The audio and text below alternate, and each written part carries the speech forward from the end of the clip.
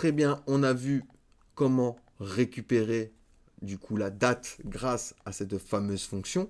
Maintenant, on va parler de la fonction time qui renvoie le nombre de secondes écoulées depuis le 1er janvier 1970 à minuit, donc l'heure Unix. Ce nombre de secondes est également appelé le timestamp Unix.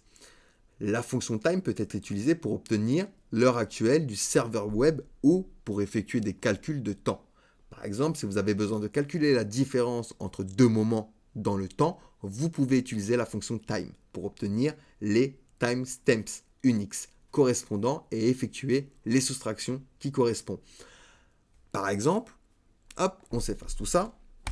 On va se créer une variable que l'on va appeler current underscore time. Et on va lui dire que c'est égal à time. Donc à notre fonction, notre objet time. Et si je fais un écho maintenant de ma variable current time, eh bien, regardez ici, hop, je viens refresh ma page, j'ai ici un nombre incompréhensible. Alors qu'est-ce que c'est que ça, ce nombre-là?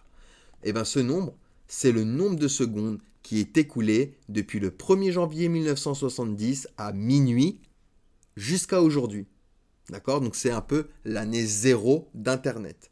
Il est important de noter que la fonction time utilise l'horloge d'Internet du serveur pour déterminer le temps. C'est ce qui peut parfois entraîner des incohérences si l'horloge du serveur est mal configurée ou si elle est sujette à des dérives.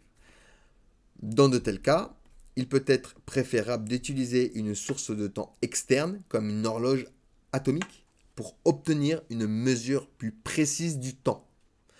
Donc voilà pour la fonction time. Ne vous inquiétez pas, on aura quelques petits exercices sur l'utilisation de la fonction time, de la fonction date, de la fonction également datetime que l'on verra un peu plus tard. Donc voilà pour la fonction time qui nous renvoie tout simplement le nombre de secondes depuis le 1er janvier 1970 à minuit. Et on appelle du coup ceci le timestamp Unix. Allez, on passe du coup à la suite.